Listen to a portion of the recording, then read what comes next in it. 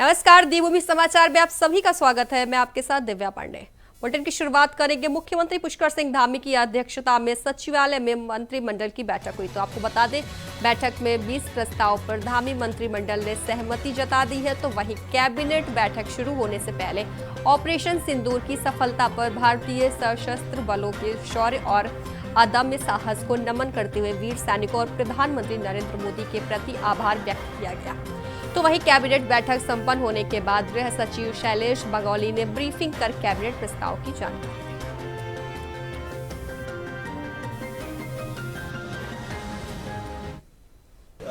माननीय मंत्रिमंडल की बैठक में हम लोग आज ब्रीफिंग के लिए यहाँ पे आए हुए हैं, तो एक एक करके मैं आपको इसके बारे में अवगत कराऊंगा।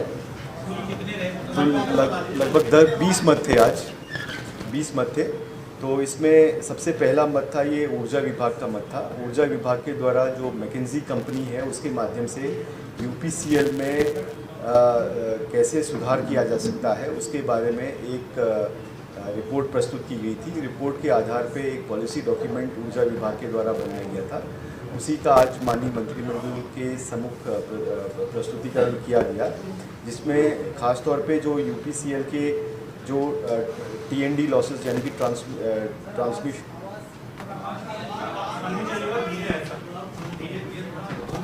हेलो, आवाज़ ठीक है जी? उद्योगपतियों द्वारा मांग की गई कि पोल्ट्री में उत्तराखंड में बड़े बड़े पोल्ट्री फार्म्स नहीं है। जब हमने उन लोगों को बुलाया, उन लोगों ने बोला कि साहब आपकी बगल की यूपी हरियाणा में काफ़ी अच्छी नीतियां है, यहाँ पर नहीं है करके। उसी के तर्ज पर हमने नया नीति फॉर बड़े इन्वेस्टर्स, हमें छोटा पोल्ट्री फार्म्स तो है उत्तराखंड में, लेकिन बड़े पोल्ट्री फार्म्स लगभग जहाँ जहाँ 30,000 बर्ड्स हो, 15,000 बर्ड्स हो, उस टाइप के बड़े फार्म्स नहीं, उनके लिए हमने नीति लाया गया है। इस नीति की वजह से लगभग 3,000 लोगों को रोजगार की यहाँ पर मिलेगी। तो ये खबरों में आगे बढ़ेंगे, जहां बीजेपी अब ऑपरेशन सिंदूर के तहत भारतीय सेना के शौर्य और पहलगाम हमले के बदले आतंकी और पाकिस्तान को दिए मुंहतोड़ जवाब को लेकर तिरंगा यात्रा निकाल रही है। आपको बता दें, बीते दिन राजधानी देहरादून में भी भव्य तिरंगा यात्रा, सम्मान यात्रा निकाली गई थी, जिसके बाद अब हर जिले में इस यात्रा को निकाला जाएगा। क्योंकि आपको बता दें, पहलगाम में आतंकियों के द्वारा महिलाओं का सिंदूर उजाड़ा गया था, जिसके जवाब में भारतीय सेना ने अपने ऑपरेशन का नाम सिंदूर रखा था। इसलिए नारी शक्ति के सम्मान में भी बीजेपी सिंदूर यात्रा निकालेगी।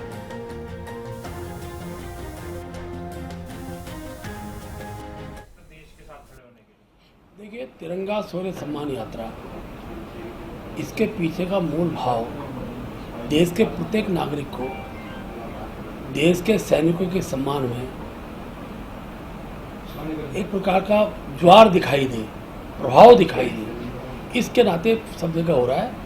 देहरादून के राजधानी के बाद हमारे जिला केंद्रों पे यात्राएं हो रही, प्रमुख स्थानों पे भी हो रही हैं। जैसे विकास नगर में बहुत बड़े स्थानों पे, नैनीताल में है, मसूरी में है, तो इस प्रकार के प्रमुख स्थान और सभी जनपदों में हम इस यात्रा को करने वाले हैं, जो बड़ी संख्या में है। और हमने कोई पार्टी के झंडे को इसको स्वरूप नहीं दिया है, हमने तिरंगे को स्वरूप दिया है। एक नागरिक राष्ट्र के नाम, इस भाव के साथ उस बैनर पे ये पूरी यात्रा हमारी चल रही है। और इस महीने के अंत तक 23 तारीख तक ये यात्राएं होंगी। इसके साथ साथ सिंदूर यात्रा भी निकलेगी महिला मोर्चे के द्वारा। सिंदूर यात्रा, जिस प्रकार से आतंकवादियों द्वारा हमारी बहनों के सिंदूर को उजाड़ा गया और उसके बाद देश के सैनिकों ने, प्रधानमंत्री मोदी जी ने पाकिस्तान के अंदर इस प्रकार के आतंकवादियों को उनके घर में जाकर मारा है, तो एक बहनों के अंदर सिंदूर के प्रति सम्मान, उस भाव की यात्रा का कार्यक्रम भी हमारा चलेगा। ये कार्यक्रम भी उसी तिथि तक, हमारा पूरा महीने के अंत तक ये कार्यक्रम, जहाँ तिरंगा यात्रा में सब लोग आएंगे, और महिला सिंदूर यात्रा में हमारी महिला बहनें बड़ी संख्या में सभी स्थानों पर अगले दिन उस कार्यक्रम करेंगे। और एक बड़ा अच्छा प्रभावशाली कार्यक्रम होगा।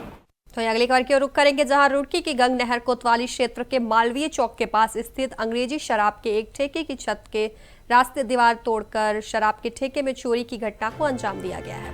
बता दें, आरोप है कि शराब के ठेके के गल्ले में करीब 5 लाख रुपए की नकदी रखी हुई थी, जिसको अज्ञात चोर चुरा कर अपने साथ ले गए हैं। तो वही आपको बता दें कि मालवीय चौक के पास अंग्रेजी शराब का एक ठेका स्थित है। देर रात कुछ अज्ञात चोर छत के रास्ते दीवार तोड़कर शराब के ठेके में घुस गए और गले में रखी करीब 5 लाख रुपए की नकदी चुराकर अपने साथ ले गए। या चोर इतने शातिर थे कि इन्होंने शराब के ठेके में लगे सीसीटीवी कैमरे को भी पूरी तरह से नष्ट कर दिया। वाली में ठेका है हमारा इंग्लिश वाइन शॉप मालवी चौक के पास। मालवी चौक पर सर। रात हम यहाँ पे सर 11 बजे चले गए थे, फिर हम 11:15 बजे आए थे, हमारा इम्पोर्टेड माल आया था। उसके बाद हम 11:30 बजे दोबारा चले गए थे सर। उसके बाद जब हम सुबह यहाँ पर आकर हमने लॉक खोला शटर का 8 बजे करीब, हमने आकर देखा तो पीछे वाला दरवाजा जो हमारा है वो खुला हुआ था। और यहाँ से हमारी सारी नकदी चोरी हो गई है सर, और हमारा जियो फाइबर का बॉक्स भी ले गए, DVR भी ले गए, और कैमरे वगैरह सब तोड़ गए। कैमरा वगैरह सब तोड़ गए सर। लगभग कितनी नकदी रही होगी? कम से कम सर 4 से 4.5 लाख। बाकी आप देख रहे हैं अभी शराब भी कितनी जी हाँ सर, अभी दारू। तो खबरों में आगे बढ़ेंगे। खबर रुड़की से है, जहां एसपी देहात कार्यालय पर कांग्रेस नेताओं ने मध्य प्रदेश के बीजेपी मंत्री विजय शाह के खिलाफ कड़ी कार्रवाई का ज्ञापन सौंपा है। जहां कांग्रेस का कहना है कि देश की बेटी सोफिया कुरैशी के खिलाफ मंत्री द्वारा दिया गया विवादित बयान बर्दाश्त नहीं किया जाएगा और इस पर एंटी रिप्रोडक्टिव इंफॉर्मेशन के तहत कार्रवाई होनी चाहिए। तो वही इस मौके पर झबरेड़ा चेयरमैन पति गौरव चौधरी, झबरेड़ा विधायक वीरेंद्र जाति, तो वही रुड़की महानगर अध्यक्ष राजेंद्र चौधरी समेत सैकड़ों कांग्रेस कार्यकर्ता भी मौजूद रहे। वरिष्ठ कांग्रेसजन, कांग्रेस के कार्यकर्ता, हमारे पार्ली गुजर से चेयरमैन साहब, तमाम हमारे सीनियर साथी भाई गुलशेर जी, भाई अताउर जी, कुलदीप निराला जी, भाई वसी और क्षेत्र पंचायत सदस्य हमारे भाई नासिर और डॉक्टर गौरव चौधरी जी नगर अध्यक्ष, तमाम लोग हम लोग आज यहाँ आए।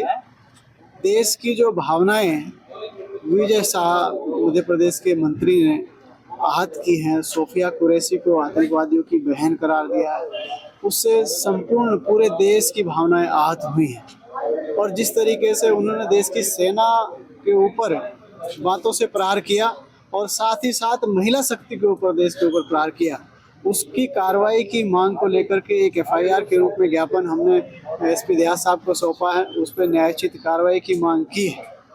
हालांकि इसमें माननीय न्यायालय ने भी संज्ञान लिया है, माननीय न्यायालय ने भी संज्ञान लिया है। मुकदमे का प्रारूप और कार्रवाई मेरे ख्याल से अभी तक हुई नहीं है, क्लियर नहीं है, लेकिन हम उस बात को, उस मुकदमे को बल देने के लिए हमने आज रुड़की में भी FIR दर्ज कराने की मांग की है, ताकि उसे बल मिल सके और देश की सेना को अगली बार कोई कहने से, उनकी तरफ उंगली उठाने से, महिला शक्ति की तरफ उंगली उठाने से कोई 100 बार सोचे। पिछले दिनों जो है, जो हमारे देश की कर्नल सोफिया कुरैशी हैं, उनके खिलाफ संवैधानिक पद पर बैठे भाजपा सरकार के मध्य प्रदेश के मंत्री श्री शाह ने एक बहुत ही अपमानजनक टिप्पणी की है, जो कि न केवल दंडनीय है बल्कि बहुत निराशाजनक है, निंदनीय है। तो वही खबर रुड़की से है, जहां पुलिस को बड़ी सफलता मिली। आपको बता दें, रुड़की में हुई फायरिंग प्रकरण का खुलासा हुआ है, जिसमें तमंचे से फायर कर आत्मघाती हमले के आरोपी को 12 घंटे के भीतर पुलिस ने गिरफ्तार कर लिया है। आपको बता दें, घटना में प्रयुक्त तमंचा कारतूस भी बरामद किया गया। तो वहीं आरोपी का दिन में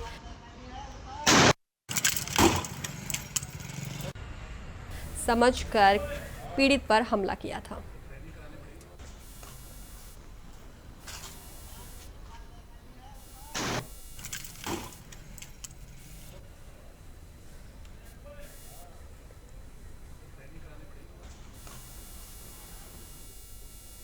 तो एक खबर रामनगर से है, जहां उत्तराखंड सरकार लगातार महिलाओं की सुरक्षा को लेकर लगातार दावे कर रही है। आपको बता दें, लेकिन धरातल पर देखा जाए तो सरकार के इन दावों की जहां एक लगातार पोल खुल रही है, आपको बता दें, तो वही महिलाएं भी अपने आप को असुरक्षित महसूस करने लगी हैं। तो वही लगातार बढ़ रहे महिला अपराध में पुलिस के सुरक्षा दावों की पोल खोल रहे हैं। ऐसा ही एक मामला पिरुमादारा क्षेत्र के ग्राम उदयपुरी से सामने आया है। इस इलाके में रहने वाली महिला शशि नेगी ने बताया कि वह अपनी पड़ोसी महिला सीमा रावत के साथ गई थी।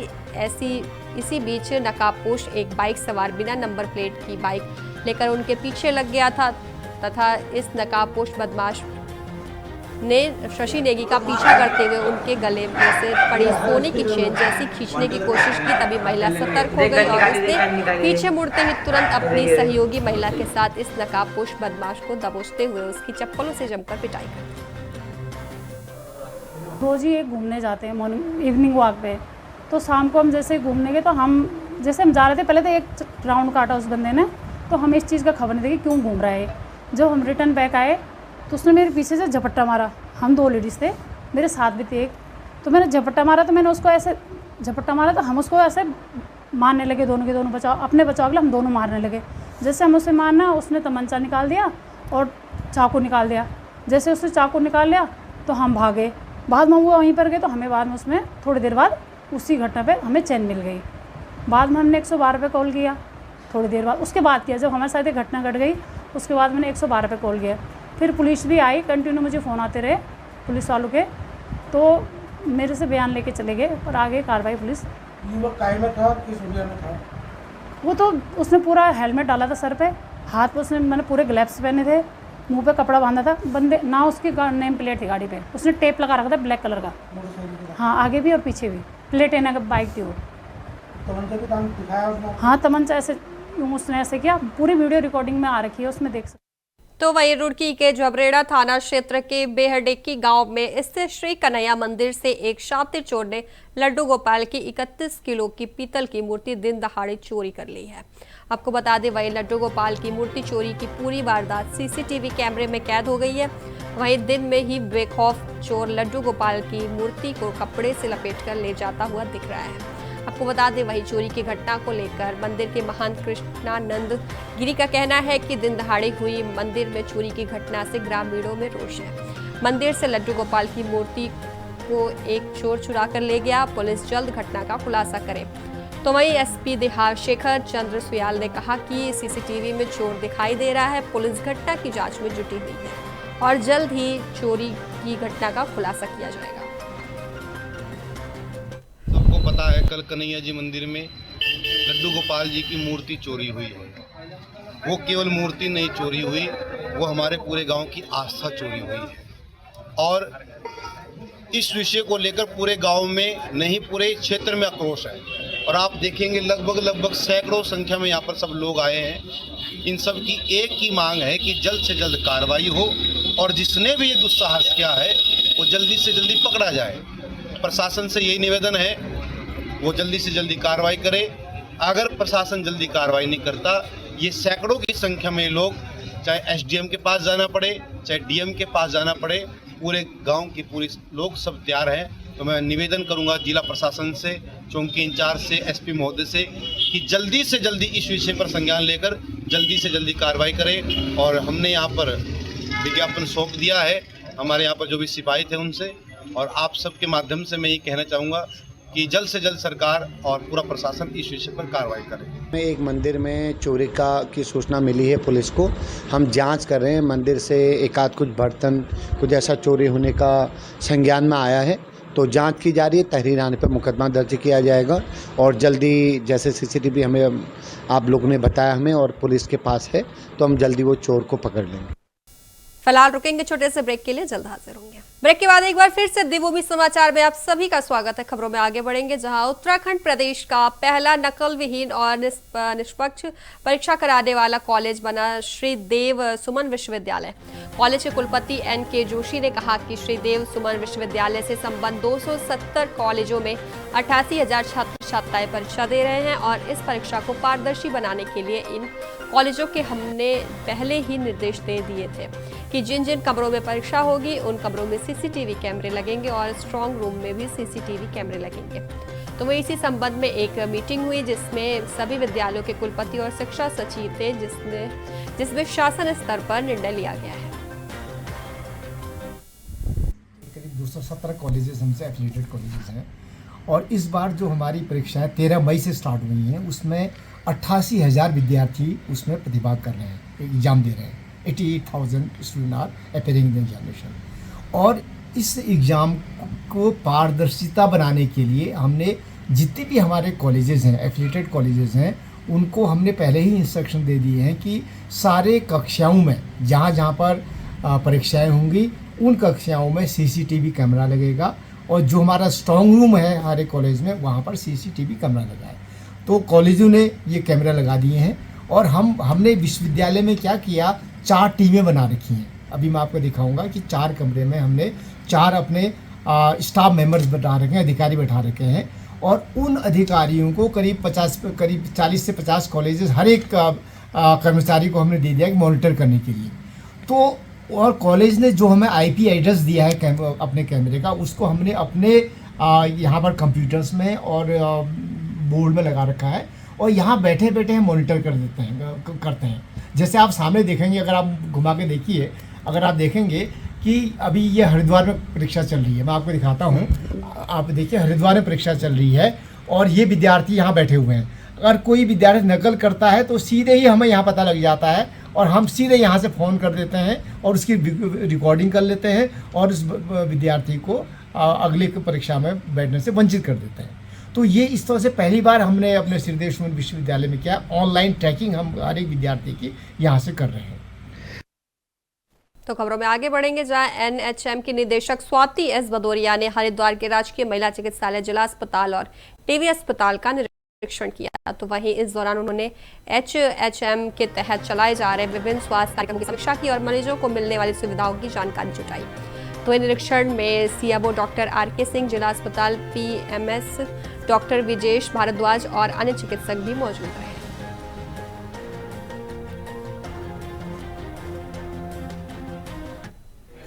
विजिट्स करी है, समीक्षा अभी हम लोग CMO ऑफिस में जाके सभी MOICs के साथ में डिटेल डिस्कशन भी करेंगे। तो अभी जो प्राइमा फेसी हम लोगों को यहाँ पे मिला है, तो जो हमारे इन हाउस और जो हमारे आउटसोर्स टेस्ट हैं वो सभी अच्छे ढंग से किए जा रहे हैं। बस ये रिक्वेस्ट किया है कि सभी को जो ऑनलाइन रिपोर्ट्स जो हैं वो बहुत हैसल फ्री ढंग से उपलब्ध करा दी जाए। साथ में SNCU को भी विजिट किया गया, वहाँ पे भी 6 बेड की SNCU यहाँ पे उपलब्ध है, जहाँ पे अभी 4 बच्चे एडमिट भी हैं। लेबर रूम का भी निरीक्षण किया गया, तो यहाँ पे 24 आवर डिलीवरी सुविधाएं उपलब्ध हैं। और कुछ माताओं से भी बात की गई, तो उनके द्वारा भी इसमें सेटिस्फैक्शन जताई गई। साथ में ये भी निर्देशित किया गया है कि जो उनको जो लाभ मिलते हैं जब वो 48 घंटे हॉस्पिटल्स में रहते हैं, तो वो लाभ से उनको भली भांति अवगत करा दिया जाए और उनका अकाउंट नंबर आदि पहले से ले लिया जाए। और जैसे ही वो डिस्चार्ज हो, तुरंत जो उनको ईजाबोई योजना है तथा जननी सुरक्षा योजना है, उसका लाभ तत्काल मिल जाए, क्योंकि इसी से लोग जो माताएं हैं वो और ज़्यादा मोटिवेट होंगी इंस्टीट्यूशनल डिलीवरी के प्रति। इस तरह के सुधार की संभावना दिखाई। यहाँ पे गायनिकोलॉजिस्ट, जैसे अभी गायनिकोलॉजिस्ट की कमी थी, तो एक अभी रिसेंटली यूकोट वीपे के माध्यम से NHM से गायनिकोलॉजिस्ट भी उपलब्ध कराया गया और यहाँ पे ऑलरेडी भी जो DG ऑफिस से गायनिकोलॉजिस्ट भी पोस्टेड हैं। तो अगर और आवश्यकता होगी तो डॉक्टर्स की अवेलेबिलिटी पे थोड़ा सा मेरे ख्याल से सुधार हो सकता है। और बाकी जो डिस्ट्रिक्ट हॉस्पिटल है, जैसे मैं पिछली बार भी आई थी तो आप उस समय NHM में ही थे, तो मैंने आपको भी बताया था कि DH को अगर नया बनवाने की आवश्यकता है, बिकॉज उसकी स्थिति थोड़ी सी खराब हो गई है, तो वो भी प्रॉब्ली अभी उसके ध्वस्तीकरण आदि का कार्य चल रहा है। जिसके बाद यहाँ पे इंफ्रास्ट्रक्चर, क्योंकि एक बेसिक फाउंडेशन होता है इंफ्रास्ट्रक्चर और HR, जब हम ये 2 चीज़ों पे काम कर लेंगे तो हमारी सभी जो फैसिलिटीज़ हैं, सर्विसेज हैं, वो ऑटोमेटिकली बेहतर हो जाएंगी। तो अभी OPD में भी मैंने देखा काफ़ी लोग आते हैं और सबको जल्दी जल्दी सुविधा देने का प्रयास किया जा रहा है डॉक्टर्स के द्वारा। तो खबरों में आगे बढ़ेंगे, जहां रुड़की कोतवाली क्षेत्र में बोट क्लब के पास यातायात पुलिस कार्यालय के बाहर भारतीय किसान यूनियन के 2 पक्ष आपस में भिड़ गए। बता दें, भारतीय किसान यूनियन के एक पक्ष ने आरोप लगाया कि भारतीय किसान यूनियन तोमर की कार्यकर्ता और महिलाएं मिलकर उनके साथ मारपीट कर रहे हैं। शिकायत करने वाले पक्ष का कहना है कि भारतीय किसान यूनियन तोमर के पदाधिकारी अवैध डगा मार वाहनों से उगाही जैसे गलत कार्यों में संलिप्त है। फिलहाल पुलिस ने मामला दर्ज कर जांच शुरू कर दी है। तो मेरा एक ट्रांसपोर्टर का काम भी है, जो मेरे पास में 6-7 बसें हैं, ऑल इंडिया परमिट है। 1 महीने पहले मेरे पे पवन त्यागी जी मिले। पवन त्यागी जी ने मिलकर कहा कि अगर गाड़ी चलानी होगी आपको 3000 रुपये पर गाड़ी हमें देनी होगी। मैंने कहा आप भी संगठन चला रहे, मैं भी संगठन चला रहा, और आप और गाड़ी से ले रहे हैं, मैं आपको 1 रुपया नहीं दूंगा। जिसमें हमारे यहाँ मुजफ्फरनगर रुड़की पे 10 गाड़ी संजीव तोमर लिख के चलती हैं। संजीव तोमर इसलिए लिखा जाता है कि इससे कि कोई RTO, कोई टोल पे कोई पुलिस परेशान ना करे। जिनके पेपर मेरे पे हैं पूरी कंप्लीट है, ना उनका बीमा है, ना उनका प्रदूषण है, ना उनका परमिट है, ना उनके पास DL है। मैं इसी तरह सुबह दौड़नी शुरू हो जाती हैं। संजीव तोमर की उनके ऊपर लिस्ट लिखी हुई है बड़े बड़े अक्षरों में, भारतीय किसान यूनियन संजीव तोमर। 3000 रुपये पर गाड़ी लेते हैं, मेरे से मांगे। मैंने कहा मैं 3000 रुपये गाड़ी, क्या मैं 3 रुपये गाड़ी पे नहीं दूंगा। तो उन्होंने मेरी SP ट्रैफिक साहब के यहाँ शिकायत करी मुजफ्फरनगर, मेरी गाड़ियों के नंबर दिए, चालान कराए, उनके भी यहाँ चालान हुए। उनका कहना है कि राशिद हमारे रुड़की के अंदर चालान करा रहा। मैंने कहा भाई चालान कराने वाला होता कौन हूँ मैं, कि जिन गाड़ियों से जो गाड़ी हमारी संजीव तोमर लिख के चल रही हैं उनके तुम चालान करा रहे। आज मैं border Narsan check post RTO पे आए थे, 12-13 लोग थे। मैं अंदर बैठे हुए बात कर रहे थे। मैं भी किसी कारण से मेरा मैडम ने चालान कर दिया था आज 15,000 का, तो मैं बैठा हुआ था मैडम के दौरे में, विरोध करने लगे मेरा। मैंने कहा तुम राशिद को जानते हो? कहने लगा नहीं जानते नहीं। मैंने कहा मैं ही राशिद हूँ भाई। उनका कोई 75,000 का सुबह खनन का चालान हुआ, जो टीपी वालों ने करा, जिन्हें काली वर्दी वाले बोलते हैं, कि कहीं घोड़े का चालान हुआ 75,000 रुपये का। उनका आरोप यह है कि राशिद ने वो चालान हमारे घोड़े कराया। मुझे क्या पता भाई तुम खनन भी करा रहे। मुझे तो केवल इन डग्गा मार गाड़ियों का तुम्हारा पता, जो 8-7 गाड़ी डग्गा मारी करती हैं, संजीव तोमर लिख के। मेरे साथ में मेरे बच्चे थे, मेरी बेटी थी, मेरी वाइफ थी। उन्होंने मुझे मंडावली मील पार करने के बाद मेरे साथ में बदतमीजी करी, बच्चों के साथ में बदतमीजी करी, बदतमीजी करके भाग गए। मैंने उनके पीछे गाड़ी दौड़ाई, मैं टीपी लाइन में रुड़की बढ़ गए। हमने उनका वहीं पीछे जाके वहीं उनसे हाथापाई हुई हमारी। तो फिलहाल देवभूमि समाचार में अभी के लिए बस इतना ही। बने रहिए इंडिया वॉइस के साथ। नमस्कार।